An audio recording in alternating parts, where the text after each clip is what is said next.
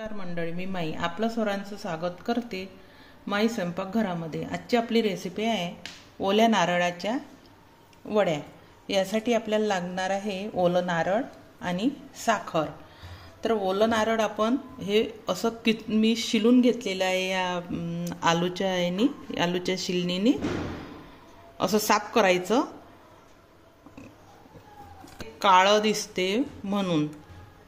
पाहायला पण छान दिसते आणि खायला पण छान लागते ते, त्यामुळे मी हे शिलून घेतलेलं आहे। यासाठी आता आपल्याला तुकडे करावं लागणार आहे आणि मिक्सरमधून काढायचं आहे। तुम्ही मिक्सरमधूनही काढू शकता किंवा किसनीने पण किसू शकता। याला घ्यायचं आहे, मिक्सरमधून काढायचं आहे आपल्याला। पहिले तुकडे करू आपण। मिक्सरमधून काढून घेतलेला आहे मी आणि छान असं दाबून हा असा किस यामध्ये वाटीमध्ये अंदाजासाठी मी घेतलेला आहे। आता ही एक वाटी घेतलेली आहे शिगोर। त्यासाठी आपल्याला लागणार आहे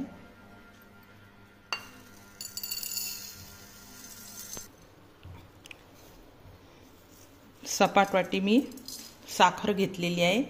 हे आता आणि याच्यामध्ये आपल्याला दूध टाकायचं आहे, ते नंतर टाकायचं आहे। पहिले याचं पाणी होऊ द्यायचं आहे आपल्याला।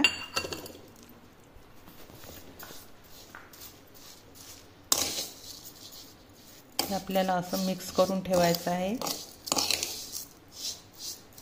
याला पाणी सुटल्यानंतर आपल्याला हे गॅसवर ठेवायचं आहे। तोपर्यंत काही वेळ असं झाकून ठेवायचं आहे आपल्याला।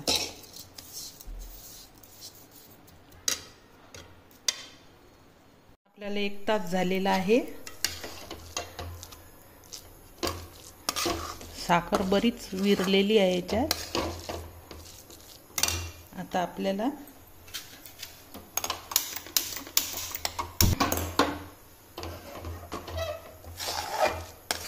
याला सारखं असं परतत राहायचं आहे। चालू केलेलं आहे मी।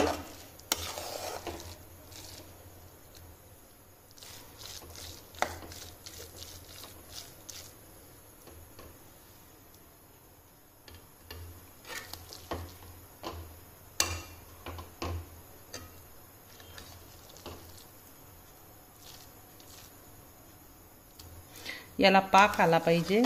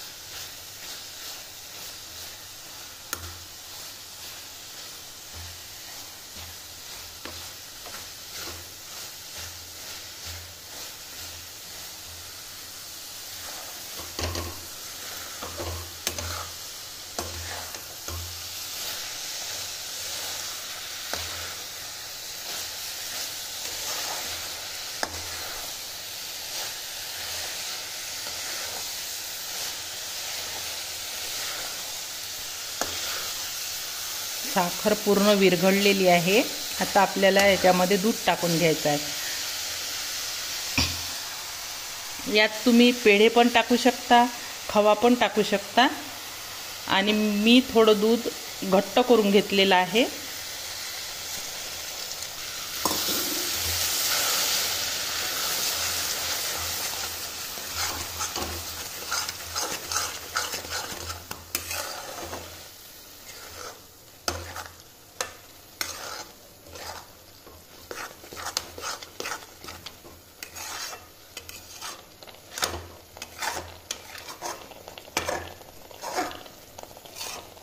Okay.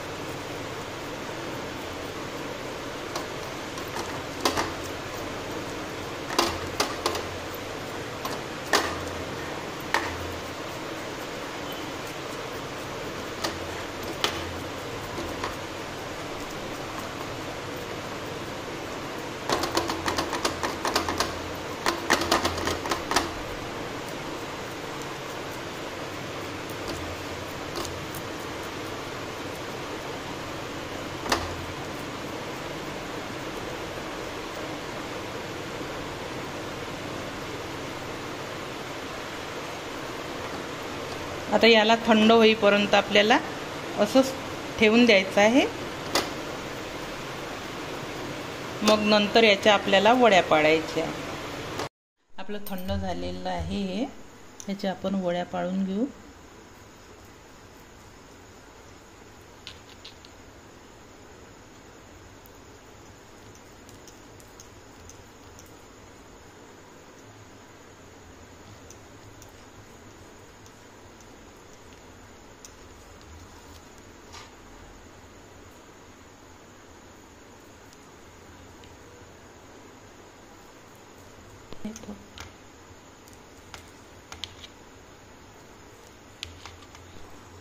आपल्या वड्या तयार झालेल्या आहेत। तुम्ही ह्या खोबऱ्याच्या वड्या जरूर करून बघा, खायला पण छान लागते आणि करायला पण सोपे आहे। तुम्हाला हा व्हिडिओ आवडला असल्यास लाईक करा आणि असेच नवनवीन व्हिडिओ बघण्यासाठी चॅनलला सबस्क्राईब करा। धन्यवाद।